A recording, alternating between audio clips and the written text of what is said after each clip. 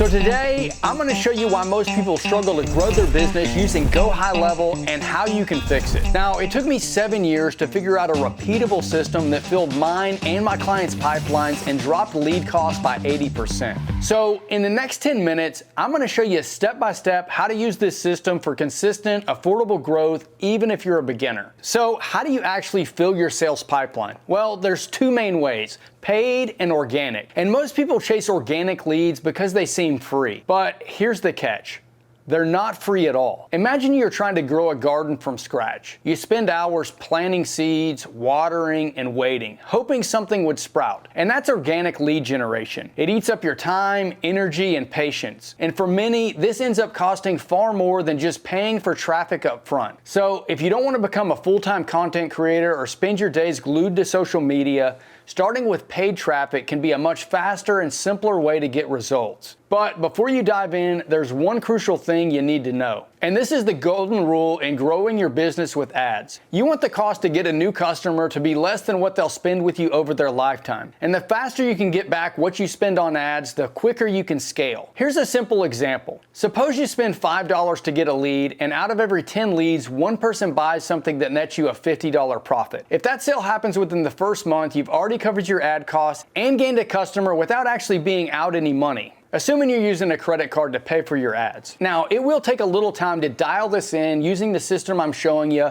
but it's absolutely worth it. And to make this work, you'll want to keep an eye on a few key numbers: how much it costs to get a lead, your conversion rate, how long it takes for a new lead to make their first purchase, the average amount each customer spends, and the total lifetime value. And that's just how much the customer spends with you over time. And if you want an easy way to track all this, grab the spreadsheet in the description below. Now that we've got tracking covered, let's talk about the key factor that ties all this together. Now, most businesses think they have a marketing problem, but really they have an empathy problem. Let me take you back to one of the most eye-opening moments in my entrepreneurial journey. I was running a campaign that should have been a slam dunk, but the results?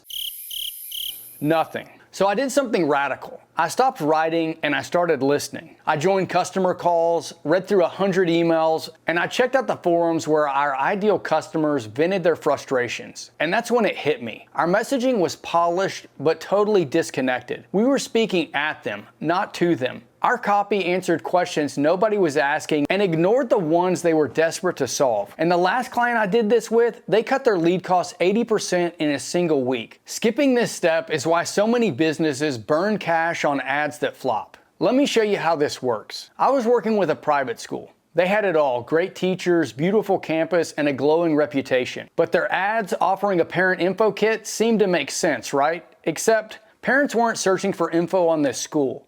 They were searching for peace of mind, the right choice for their child. So we flipped the script. Instead of pushing the school, we gave away a guide: how to choose the right education for your child. 7 questions every parent should ask. Same audience, same budget, but now we're speaking to their real motivator. And what happened? Well, lead costs dropped by 80%. And here's the big idea: every market has more than one motivator, and your job isn't to play psychic, it's to test which motivator actually works. And that's where click testing comes in. You run a few simple ads, each with a different angle. No more opinions, no more assumptions, just real clicks showing you what your audience cares about, which message grabs their attention, and what opens the door to a sale. So how do you do this? Well, most ads fail because they try to do everything at once. But when you isolate just one idea at a time, that's when the truth comes out. So after we nailed down the winning motivator for the private school, which was helping parents feel confident in their decision, we didn't stop there. We dug deeper. Because understanding why someone clicks is just the first step.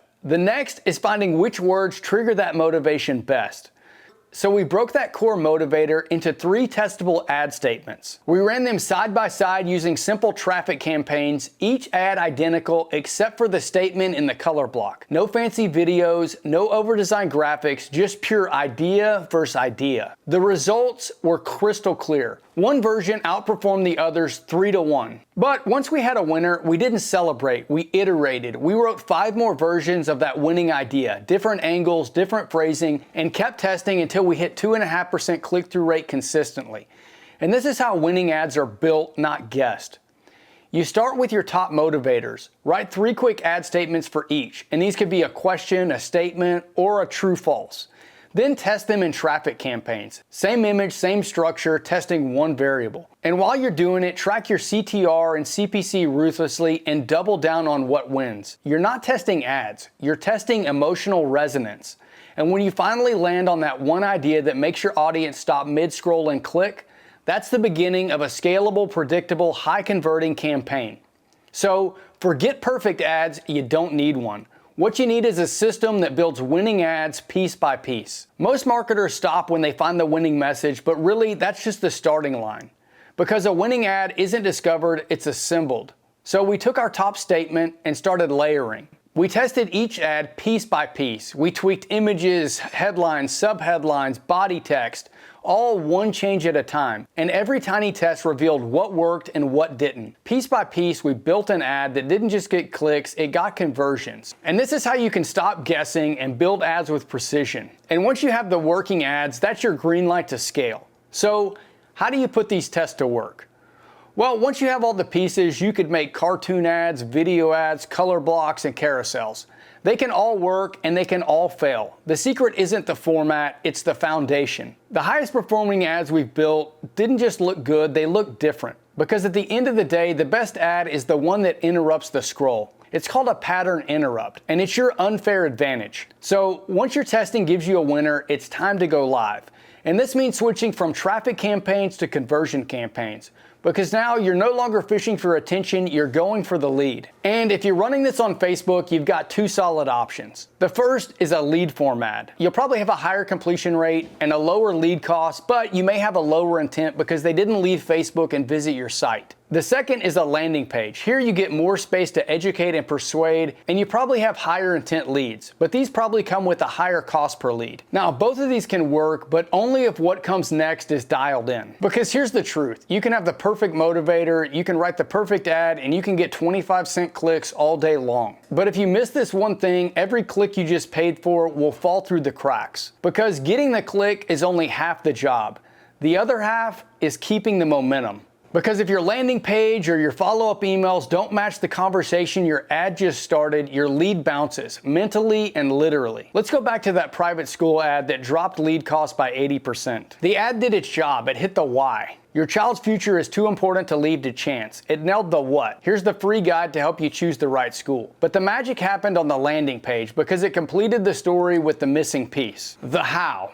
We didn't reintroduce the school, we didn't pitch the features, we simply said, here's how you can feel 100% confident you're making the right decision for your child's future. And that's a pre-frame bridge. It meets the reader exactly where the ad left them emotionally, then shows them the next step in a seamless, trust-building way. And most people lose conversions by shifting gears too fast. Their ad stirs emotion, but their follow-up or landing page breaks the flow. And here's how you avoid it. Use the why, what, how framework. The ad unpacks the why and the what. Why is this a problem? And what could your life look like if this changed? The follow-up or the landing page hits the how.